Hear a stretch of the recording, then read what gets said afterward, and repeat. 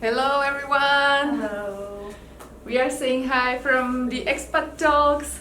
We are now in July. I hope you are enjoying the great weather. I would like to welcome here Alexandra. Hello everybody. She's my friend and I think she's doing great things at her work and in her life, so I want you to know her and get to know her stories as well. In some general and polite way, let's say, she's an Italian who was born in Romania. Correct, right? Because I'm always confused if you're Italian or Romanian. Doesn't matter. She is the director of KOGAA Studio. She's interior designer and she's been living here for the last 4 years, right? Almost 5. Almost 5, Yeah. so you're going to celebrate 5 years. Yeah, So- I guess, but I don't know the exact day, so it's gonna be random. Okay. So I have a lot of questions. If you feel like asking her some questions, just write us, and the girls here who are with me, they will tell me your question and I will ask Alex. So, yeah, as I always get confused from the Italian-Romanian part of yourself, tell me please the story. What happened? How come you are this mixture? Before getting to this, I wanna thank you, Andrea, for inviting me, and foreigners for having me here in their beautiful offices. And about me, I am Alexandra. It's right, I was born in Romania by Romanian parents. Actually, my mom is half Russian, but let's not go too far. And when I was 1 year old, my parents immigrated to Italy. We had a connection, a love connection with Italy, because my auntie married an Italian guy. And so my dad went to visit and never came back. Let's say during communism it was really difficult times to move around. So that's how I got to arrive in Italy, and then I stayed quite a long time. I can imagine. And so that's the truth about my citizenship. Wow. Yeah. So I know that you've lived also in other countries, not only in Romania, Italy and Czech Republic. Tell me the journey. How did you get to the Czech Republic? How much time you have? We have a lot of time. So after that 1 year old year of my life, I stayed in Italy. I studied there. I did Academy of Brera in Milano as a bachelor degree. And then after that I had a feeling that I was missing out on an international education, because I had one experience abroad when I was 17. I was in UK for 1 year. That's where I learned English or British. British And English. Just go on completely. And so, I got a taste of living abroad already when I was really young. It was quite shocking. I know in your questions you're gonna have if Czech was a shocking experience, but I think when you start really early and when you don't know the language at all, that was something. And I had a very naive idea of starting a theater class, and they got me into Shakespeare already at the time, and I was not ready for it. So anyways, I had this British experience, and then I went back to Italy, to Milano. I finished my graduation, and I decided to move around a little bit. So I went to, where did I go? What did I do? Oh yeah, I went to Holland. I went to Holland, but before that I had a little trip to Japan, where I ended up staying almost 5 months. I went there for 2 weeks, and then I met this guy in a bar. He was the owner of the bar, and he asked me to work there in Tokyo for a while, and I was like, yeah, okay. So I stayed working as a bartender in Tokyo, and then meanwhile I got accepted at the university in Rotterdam, among others, and I selected this one, and that's how I got to the Netherlands, where I did my master degree in interior architecture and retail design. And after that I started to look for jobs, And by the way, I met Thomas, who's my current boyfriend. We'll talk about it later, probably. It's a Czech boyfriend. Czech guy, also studying in Holland. So we met there, and we decided to apply for jobs around the world. And I got accepted. I got a contract in Beijing for a really good position as an interior designer. So I took also this challenge, and I went to China. Oh, for how long So did you for stay 2 there? years I was in Beijing. It was definitely the biggest experience of my life, and it was fantastic. And Thomas went with me. He also got a job in Beijing in a big architectural studio. Mhm. So we had both that Dutch/Chinese experience. And then one day he decided he had enough for working for a big corporate and a boss, and he decided to start our own company. And he said, why don't we do it together and start a company together? And I was again very naive, didn't know what I was getting myself into. I said yes, let's do it. So we started, and one of the easiest kind of like logical way was Czech Republic, him being Czech, and our third partner is also Czech. He was, for me, I was not ready to take him to Italy, Oh, okay. so Czech was a good option. Sorry, that was a long answer, but It's my fine. life. It That's was a long journey. That's pretty much it. So why did you make the decision to move to Czech Republic? Are there some specific things? Why Czech Republic, I not don't other? think we analyzed it at that time so much. Mhm. But I would say that we took a lucky shot, because seeing how my other colleagues are doing around the world, I think it was a really smart move to start here. Mhm. We grew up really fast. We are talented, we are good, but I think the economy and the situation right now in Czech Republic is ideal for like what we got ourselves into. Mhm. So I would say it was a lucky shot, and just like being at the right time at the right place. I Right, think. right. Yeah. All right, and you live in Brno, so tell us what KOGAA is doing exactly. We have an architecture studio which is dealing with from development projects. So for those who don't have a clue about architecture and development, is somebody has a land or wants to buy a land, and they want to see if it's possible to do something there. So we analyze the possibilities and eventually make a project and follow up with the construction documentation all the way to the building on the site, and administrations connected with it. And we do that, or a lot of reconstructions, and in particular adaptive reuse. We're quite specialized on this. In what? Adaptive reuse. What is that?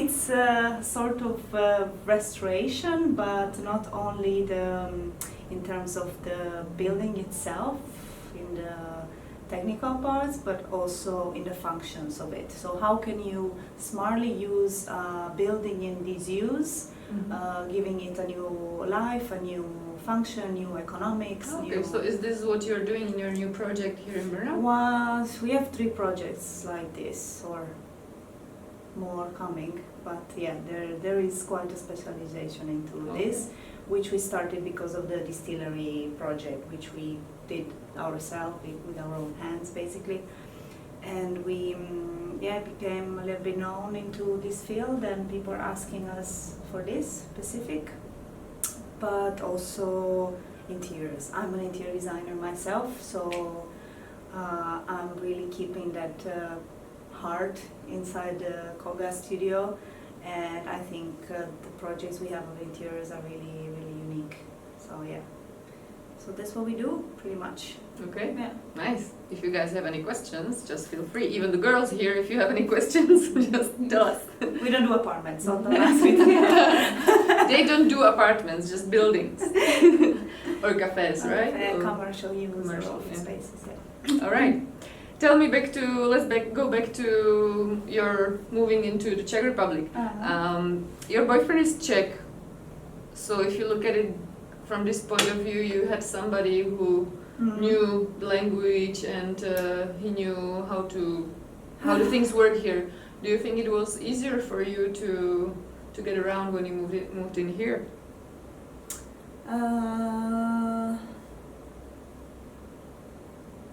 don't know. I think you need to find a way. Like having a boyfriend that is from the locality helps, but I think if I didn't, I would also find a way. You know, I mean, he is great. Thank you for helping me with everything. But I don't think we should rely on our +1 or other half to fix or solve our problems, but we should just, you know, find a way. Can you compare it to when you were both moving to Beijing? Because both of you didn't know the area, and when moving here to the Czech Republic, was there some difference for you?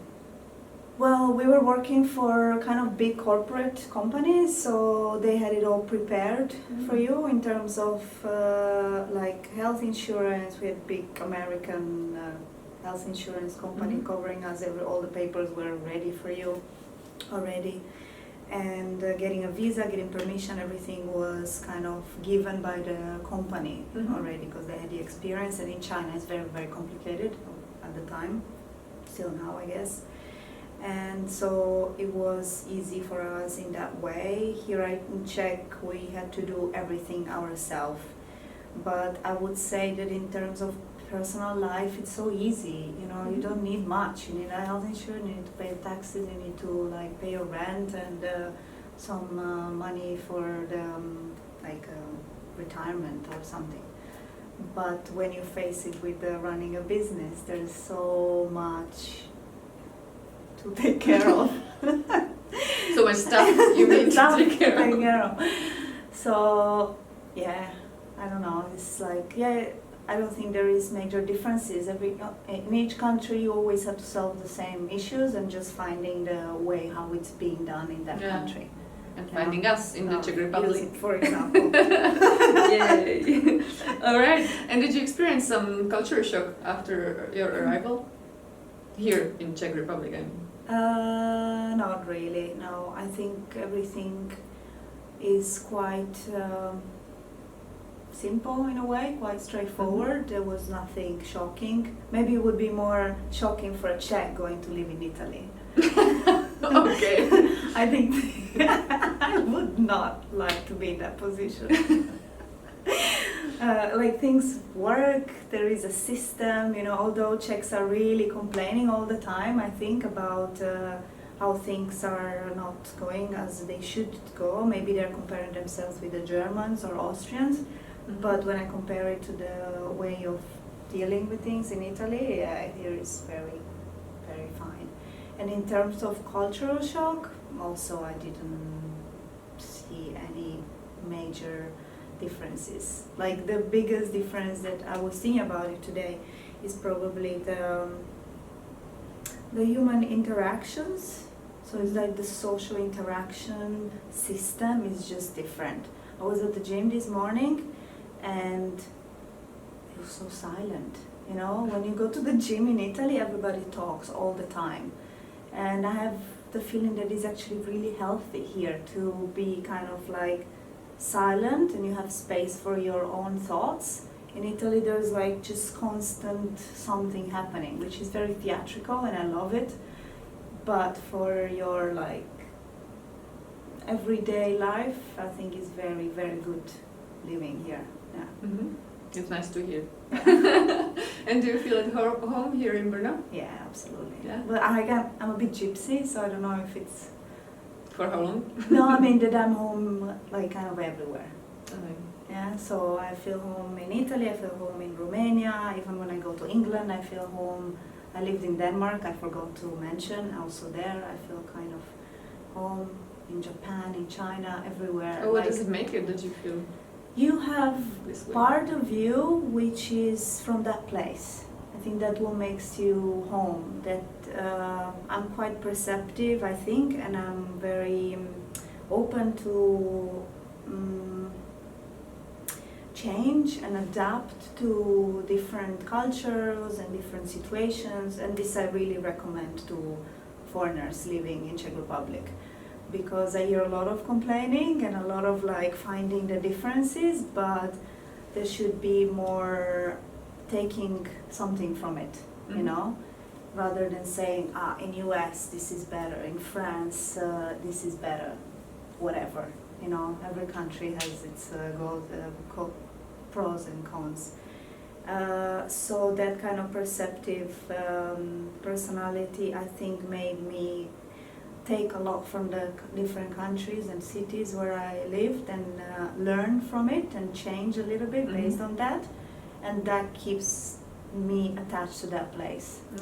Yeah, it makes sense. Yeah. It makes a nice sense. So do you feel that you were formed through the countries? Absolutely. Did you take the best out of each? And the worst. And the worst as well? You didn't leave the worst there? No. Like in Beijing, people eat and they make a lot of mess on the table. And at the beginning I was like, I don't know, but by the end of the 2 years I was like, yay! Noodles and rice everywhere. It's like a feast, you know, you're supposed to enjoy it, you know. So, yeah, I mean... This is not the Italian part as well?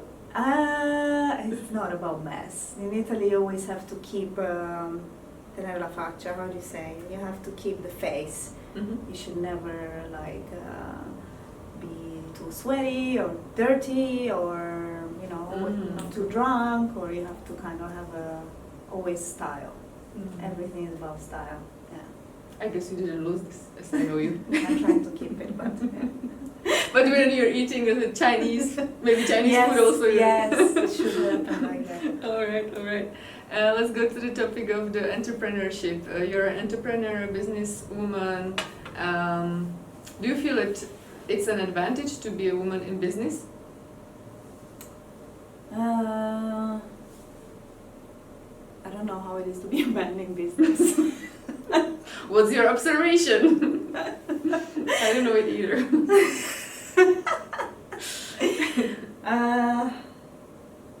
I mean, so much better. You can dress so much better, you know. Like the man, you always have to dress with the shirt and the tie and the jacket. We can wear all sorts of colors, all sorts of dresses. You have much more options for meetings. Okay, no, seriously. Seriously speaking. And also in your field, because you're working with the real estate developers and these tough guys sometimes. Yeah. That's why I have 2 men partners.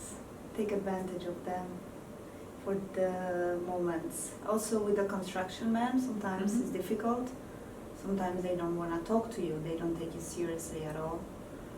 But again, you need to find a way. So there's always a way. Do you scream at them? Doesn't work. Okay. So no recommendation like this. You just sound like a crazy woman, you know. So no, just you know what you want and you know how it has to be done. You have the experience, you have the knowledge. If he doesn't talk to you, then find a way. Take a guy on the street that looks tough enough, give him the drawings and tell him. Now you communicate with him how it should be done, you know, if that's what they need. You know, whatever, find a way. But yeah, it's sad that overall it's not easy to be a woman in architecture and in building industry.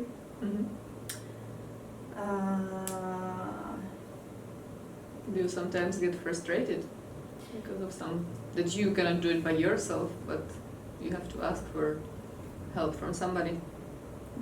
I take it then as a thing to use. Okay, if I don't take care of it, put a person that can take care of it, that can manage it, and I can do something else. You know, so everything I think has this double side, and getting frustrated about it doesn't lead you anywhere, right? You know it. So it's just okay, plan B. Yeah. Okay. Maybe that mindset, like that woman way of being like flexible and perceptive and very like multitasking. I think this could be much more used inside the building industry. But a lot of I think the men don't know us still. You know, they don't know what are our superpowers. They don't know. We're teaching them, but sometimes I think the overall like women feminist movement is very aggressive right now. So the men are just seeing it like crazy women screaming. But I think that's also needed now, like to push it all the way, and then we can find a balance after a few years and be like finally completely equal. Yeah. Yeah, but there's no big change without this kind of revolutions. Yeah. Yeah. I cannot agree more. All right. And let's go back to your KOGAA Studio. So you are 3 owners now. Yeah. You and 2 Czech guys. Yeah. One of them is your boyfriend. Yeah. Who are your clients now, and where can we see your work? In Brno, Prague, somewhere else? Well, my clients, they are very nice people. I love my clients. Some are difficult, but whatever. They teach you. Even the difficult ones, they teach you something. So in Brno, we're building, like the latest, my favorite, newest baby is the Vietnamese cafe. Have you been there? I'm going there after this talk. Really? Finally. Okay, so have you been there? I saw it on Instagram. I haven't been there, but I know about it. Cafeco? No, Cafeco. Yeah, Cafeco? or Cafe Cho, I don't know how you can read it. But it's very Insta-friendly. Actually, some... Insta-friendly. Guys, have you been there? Tell us in comments if you had nice food Share and pictures with us. Insta pictures, yeah. Yeah, you know, it's beautiful, and the collaboration with the client was really good there. There was full respect from them on, they had a vision and we got it, and we followed it together, and even buying the coffee cups, they asked us for what style, which ones, you know, even the vases for the pots, everything was completely curated. And for me, it was a great example that yes, it can be done, it can look beautiful if you follow all the way through the suggestions of the designers and the architects. It's not like because we're divas, it's just that we know what fits, what works, you know. It's like experience and... So this was like an ideal client, right? You Yeah, put a I think vision, so. you put some plan, and they agreed Yeah. with... Yeah, Wow. it was really great. And in Prague, another small project we just finished is the Typica Cafe, which is a baby of the owners of Skog here in Brno. Oh, really? Yeah. I didn't know. Wow. It's lovely, really lovely place, and it's also curated. All the food and the drinks and the coffee, everything is really taken care of. Where is So- it in Prague? Nosla. In Usla. So There's guys nothing who else there. know, it's called Typica Cafe. Yeah. Let us know then how you liked it. And there is one really big project we are working on, and we will publish it very soon, but I cannot talk about it much now. But it's What is it? Like what It's type of? I think I told you about it. I So couldn't I keep mean, a secret. you have but, to tell them. No. It's a commercial use, quite of large scale project. Yeah. Nice. Yeah. And also tell us about your project here in Brno. It's this old school. Oh yeah, this is one other company which I open and I run with the 2 partners and the help of a great team, which is called Social Reactor, and we are taking care of old buildings which are in disuse and bringing their new concept of the building. So we have an old distillery factory and now one old school, which is we called Lyceum, and it's on Šijanovo náměstí, and it's called the old Pestalozzi Palace, and it's really gorgeous space, very big, and inside of it we are having a few tenants which are having different kind of fields of business, and it's great because there is such a synergy between everybody inside. But I don't have much time to work on it now, unfortunately, so I have no huge development of it recently. But So what is it there now? Are you looking for some more tenants, or is it we full? are growing, so there is happening. A lot of new tenants are coming, but getting it full is very, very complicated. It's very big. Yeah. Yeah. How many floors and how many square meters?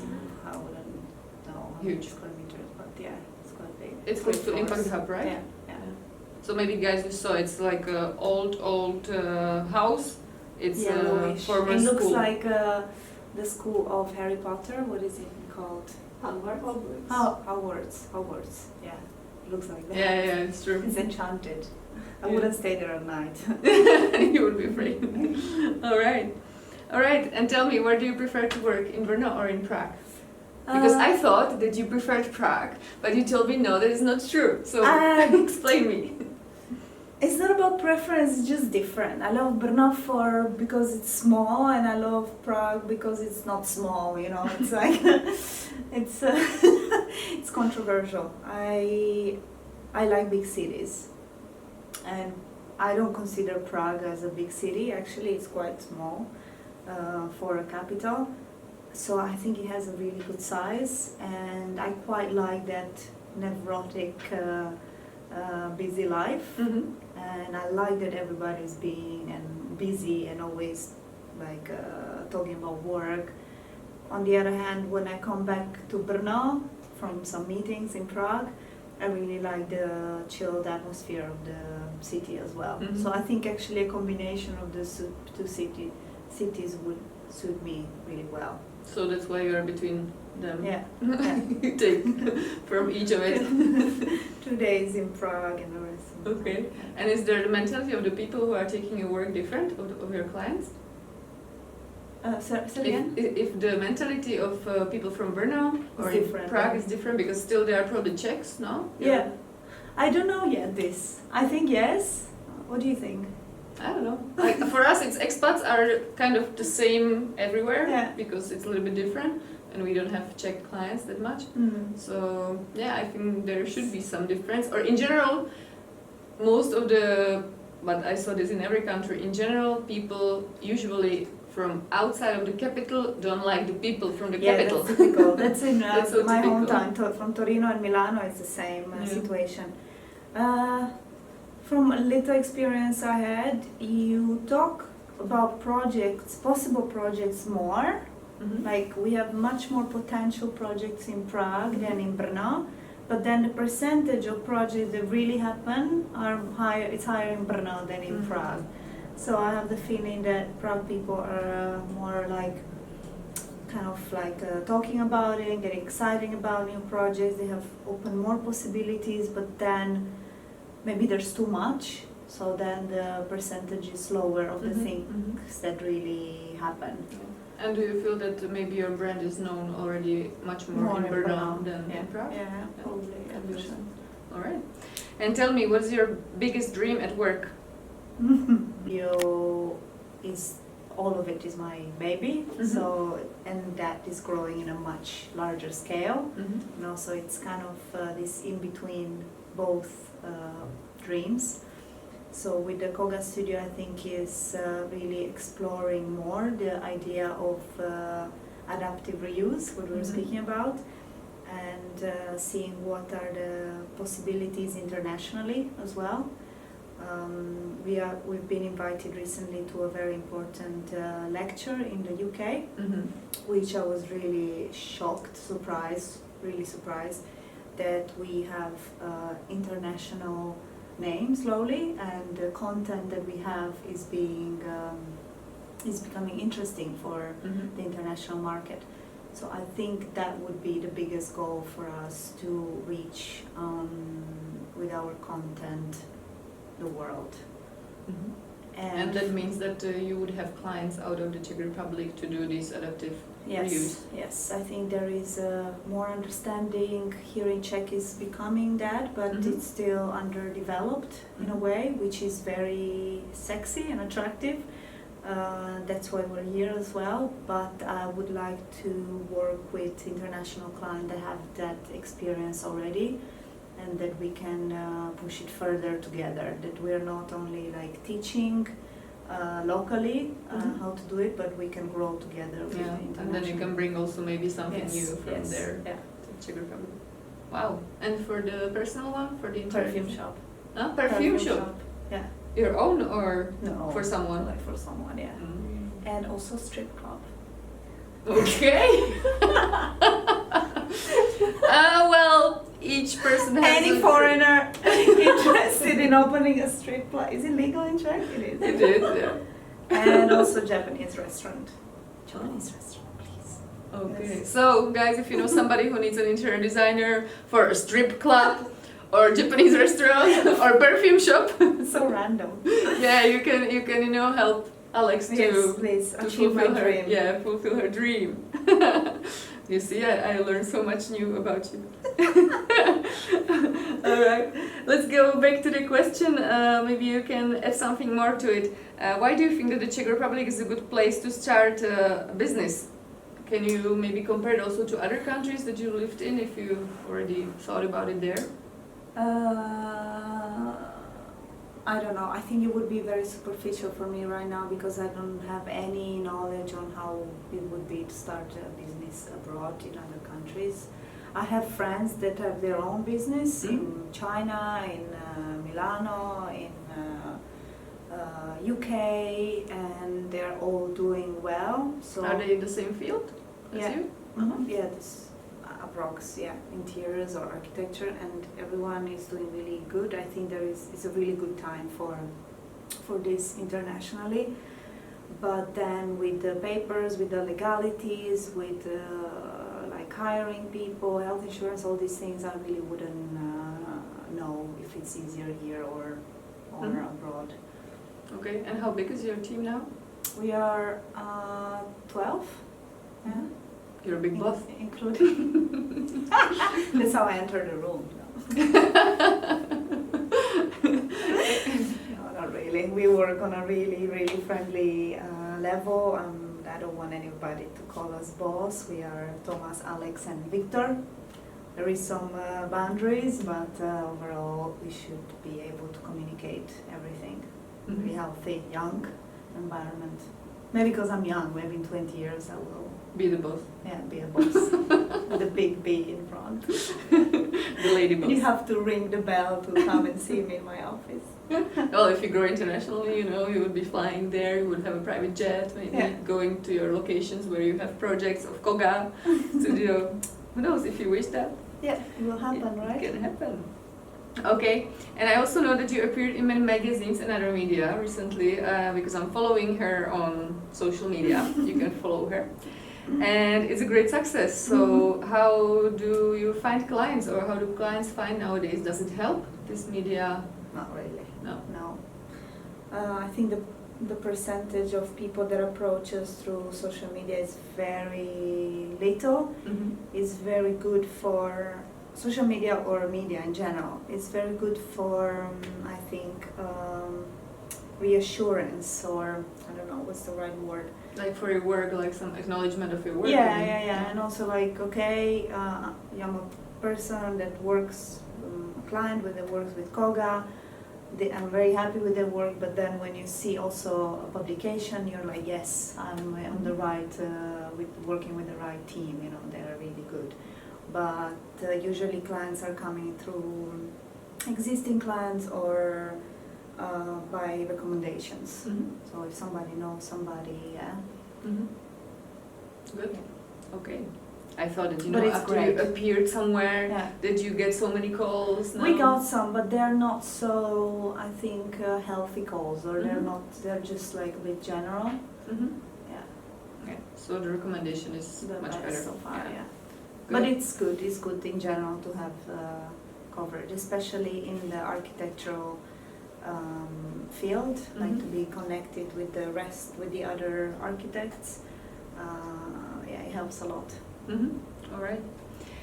And I have another question, because that's how we got quite closer last year. You're the main person and the founder of the Brno Design Days. It's kind of your baby. Yeah. Last year it was a great success in the newly reconstructed Hotel Avion. And I know that it's a lot of work, because it's it's like 3 days, 5 days. How long was it? 4 days. Yeah. 4 days, yeah, of organizing a lot of exhibitions and some seminars for the design. So why do you do it? Tell me your motivation. Why would you? Why would I? Yeah, this year I almost dropped it because it was a little bit too much. But then I was like, if I don't do it, nobody else is gonna do it, and there's no platform for designers here in the city. And it's super sad. Like, I don't want to live in a city that doesn't have a platform for designers and an event for designers. Mhm. It's absolutely unacceptable for me. And it's the second city of Czech Republic, you know, Yeah. and still we have very little support from the city. Very little support. Whoever from If the there is city somebody watching us, or tell them. No, it's pity. I think there is just no interest and no understanding why design is important. So that's why I do the festival, to not only connect designers with designers, which is also important to share our problems and ideas and visions and collaborations, but also to connect with the general public and with the businesses, you know, and start understanding that it's not just a pretty vase or a pretty lamp, but it's a way of thinking, it's a way of developing an idea, it's a way of being open-minded and like flexible for, you know, new ways of doing things. Mhm. So this is how I started it. First year was really like this, like, hey, there's no design week in Brno. So let's make one night with some designers, you know, and why don't we do 2 nights? Why don't we make it like 3 days with some workshops as well? It just kind of like grew organically until then the second year I asked for a grant and 2 grants, and then slowly became bigger, but still very not enough to like cover itself. So a lot of people working for free, a lot of volunteering, a lot of free furniture, free lamps, free everything, you know, just to get it happen.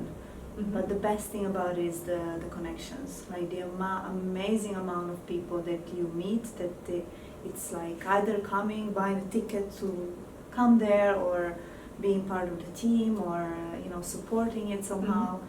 And it's just such a happy atmosphere, you know. It's very light, very friendly. You've been there. It's just great. I love it. So is it worth it? There's so much work and time, money. In terms of value, if you count in value of money or effort, no. But then I do 2-3 meetings with some designers about something, and I get so much energy back from it. You know, sometimes the clients and the contractors, they suck you out.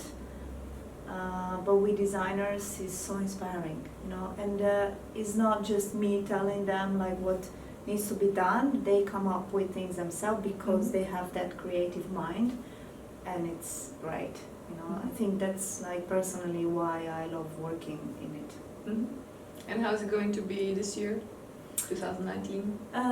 How it's gonna be depends how much money we get, but same way. So talks, workshops, fashion shows, design shop, maybe a market, maybe design market, the bar.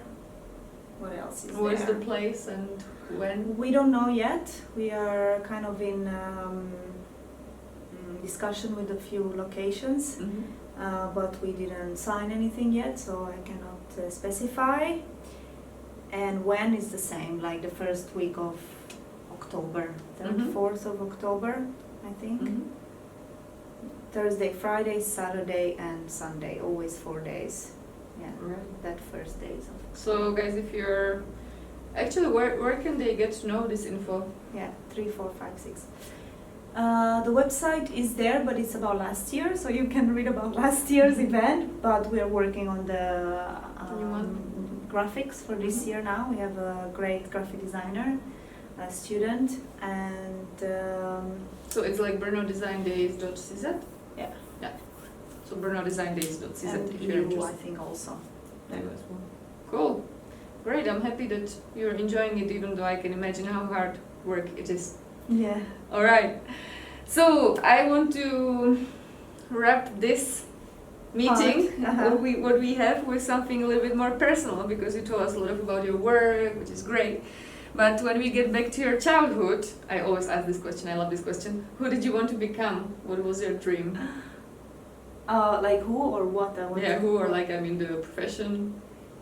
I don't know, nothing No? interesting. You didn't I have think I any? wanted to be a veterinary, Okay. which is so random. It's I do like animals, but I cannot see myself like living on it, you know. My parents were always, my dad wanted me to be an actress, actually. Really? Yeah. Wow, it's interesting. I never heard that some Yeah. parents wanted to their child. Yeah, to be he an thought actor. I have a great potential. You guys should say that based on my skills. It would suit you. Not anymore, but at the time, maybe. And my mom said I was really good with textiles and fabrics, so maybe like some fashion or textile designer. And then they were also saying that I was really good in organizing events, actually, and gathering people together and PR. And this is funny because then suddenly I'm organizing this event, and also I'm kind of the PR head of my company. So yeah, I think more than like the dream on your child is more like the skills or the natural way you are, how it reflects then in who you become. It's very interesting. Yeah, it's a good question. Yeah. Well, if you're the PR head of your KOGAA Studio, Yeah. you have to be an actress a bit as well, Yeah, right? it's true. So Fake it till you make it. maybe you're covering all of the dreams of your parents actually in one now. And I understand that your work is your hobby. When we meet somewhere, we always like, oh, it's such a busy period. So But now I'm okay. Actually. yeah, me quite. Okay, it can be better. But how is it with your free time? Not good. I think for the last 4 years I had no free time, really. We had no holidays. It was really run. And this year, actually on Wednesday, is the first time that we closed the company for 2 weeks. Wow. So we take full on company vacation, which is an incredible step for us. And for me too, like you can officially stop, officially break. I got better weekends, I started to have much more free time, and so I think it's evolving, but it's definitely not a standard work life, 9 o'clock p.m. So what I'm brought at you home. there? Like, I mean, were you getting tired, or what made you to make the No, I decision? think things start to work out, so you feel a little bit more confident about, like, okay, this doesn't need to, and you start understanding what are the emergencies and what aren't. So when a client panics about something, it's like, I know it's important, but it's not as important as you think you are, so it should be done in this time within this schedule, like you just put your rules and you understand things more, I think. That's very important in business, otherwise you can work 24/7. Yeah. There's never It's less never work, enough right? time also, like, Yeah. if you get into that loop, you work forever. Yeah. Okay. And are you planning to stay in the Czech Republic? You partly maybe answered before, but Yeah, I think so. Like, I don't see any near future plan of moving unless connected with projects. But you never know. You never know. Like, I never lived longer than 3 years. wow, so In a this is country. anniversary. Yeah, so this is like being very long in Czech Republic. Yeah. Okay. And are you planning children? I wouldn't call it planning, but I mean, in some future? yeah. Like, we don't plan it, but we want to have a family for sure. And because you're a businesswoman, what's your ideal picture when you have them? Mom and auntie in Czech Republic running the business of the family. And you running the business of the business.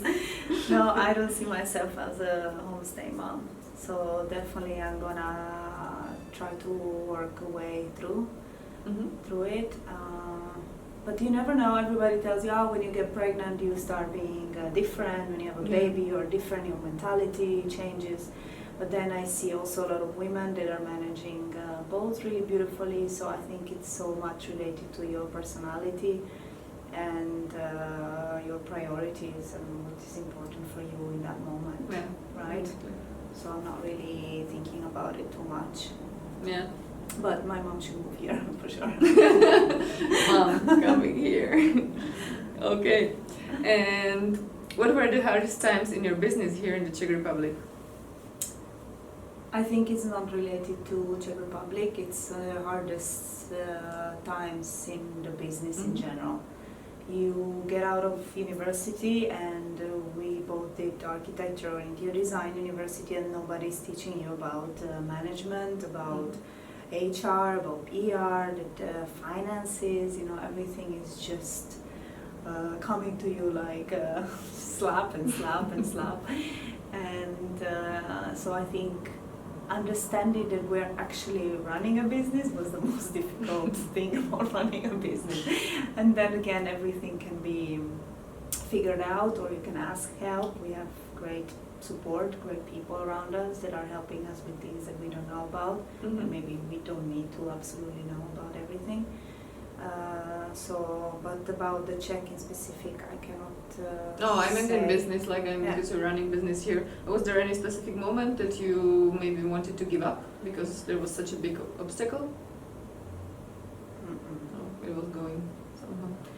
Let me think. There were some few moments that were like, oh, what are we gonna do now, you know? But I think these are really the moments when you become strong. Also, like in life, you know, when you have a problem and then you find a way through it, that's when you learn, and it makes you like strong, and the business is the same. So I think it is important to go through these harsh times and survive through them. And I have one more question, which I don't have here in questions, so you don't know it. But do you talk about work with your boyfriend at home? We have a very funny rule. We have 3 rooms in our house. It's the entrance/kitchen area, okay, the bathroom, then the living room, dining zone, and then the bedroom. And it's really like a gradient.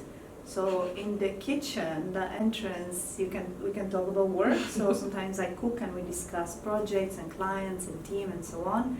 And then the living room fades out, and it's still allowed a little bit, but not too much. And the bedroom is off zone. So actually, it's very fun. And it really works. It's really nice. It really works. Like, you should try it. It's I like the perfect. gradient. It's perfect. The bathroom is like quite open, accessible for talking about work, but not really successful for obvious reasons. But yeah, it's really like And if we start a conversation about work in the bedroom, we say like, Let's go to kitchen. yes, like no, it's not allowed. You know, it's very funny. That's really If fun. somebody sees it from outside, it looks pretty silly, but it helps. Yeah, Yeah, of course. it was my rules. Yeah, you made them. Yeah, I'm very proud. Because usually my boyfriend is more like the rule guy, but this one was mine. Okay. All right. I have last 2 questions actually. What parts of your personality are helping you in your life and work? Tricky question. You know, some people do tricky questions. I think I spoke a little bit before, like the perceptiveness and flexibility, being like open for change, and adaptable. And I want that to keep really for the rest of my life and career, because everything goes so fast, and if you get stuck with things from the past and how things should be, then you're never like growing. So I think the adaptability is the gypsiness is crucial part. Gypsiness. You call it the gypsiness. That's nice. Nice word for that. All right. Something else? Kind of light spirit as well. Like I don't think I'm a kind of heavy person. I take things quite lightly and smoothly, so they can flow around, and I don't take a grudge or keep a grudge much. So I think time heals everything. So if there is a problem, then unless it's really, really something unrepairable, there is a way to solve it. So I think that is very important as well, and it helps me in the work and the life. Yeah, in general. Wow, Yeah. nice. And my last question is, do you have any tips for people who want to start their own business and they are foreigners in the Czech Republic? Start. Start. Like I think there's so many people that talk about like the business plan and all these things, and I wish I had a business plan before, but I think it's very important to start to really understand what you're doing, you know, to realize what are the strengths in your team and the partners. That's super important, I think, like who you're partnering with. I hear like most of the companies that are closing down, they're splitting up, is because of the personal relations in between the partners. So I think if there is some problematic, it's really important to solve them right away and talk about things like openly. Everything is solvable, you know, so if there is some issue, better to like untighten the knot as soon as possible. And so partners, it's important. A foreigner starting in Czech Republic, it's for everyone. I think if you have a Czech partner, it definitely opens you, like contracts, for example, like lawyers, contracts, and understanding really how the law works, how the system works in the language, I think is very crucial. So either a spouse or a business partner that is local, I think it would smooth out the way. Do you have a lot of foreigners here that have their own business? Yeah, they're quite and they are not, they don't related. have No. And many people think about it nowadays. Many people want to do startups and this. Just do it. Yeah. Right. Absolutely. So the main one is just start. Yeah. And I agree, when we started a business 10 years ago, we didn't have any business plan because we were just students at the university and I had no clue about business. So we just did it. And you learn slowly. But the character, I think the personality and your visions, this you cannot learn, you know, and that's what I think you keep for all the time. The whole running of the company is always there with you, and the rest is just like bought knowledge, you know. Seminars, you know, like how is it called, this self-growth mentors and this kind of thing. So everything can be outsourced. All right. So, do we have any questions? Yeah, I'm waiting. Yeah, you're waiting. I have maybe two. I don't know if you will be able to answer the first one as you were speaking. If there is a foreign woman, and she wants to start working in the Czech Republic, do you have some like recommendations, or do you think it's a good idea? Any woman, it can be like a wife of someone, or just a single woman, like a woman, something. to start company. Yeah, like basically working. If you think it's a good place for women to work, if there are opportunities. Yeah, I love about Czech that there is such an equality of the gender. I mean, I wouldn't like to say this live, but I will. And Italy is a very masculine country. So, sorry, Andrea. I'm okay with it. I think the women in Italy are still perceived as kind of objectified and like a sexual object or element. And then they should be at home cooking, or not that extreme, but depends on the cases. Yeah. But you're still seen as you know, you go to a meeting with a group of guys and you know that they are thinking of that. Here in Czech, maybe, but I wouldn't say, you know, they're very respectful. And I think this is super important, at least for me, from the culture I'm coming from. I hope there's not too many Italians watching. Maybe they would agree. They would say like, it's so visible. So yes, I think it's a great ground, and there is also not, or I didn't experience so much illegalities or ways of like trying to screw with you. I think people are quite fair. Yeah, there was recently some. This is good for a Facebook post. Some, I think maybe you posted already. Something about the Czech Republic being one of the safest.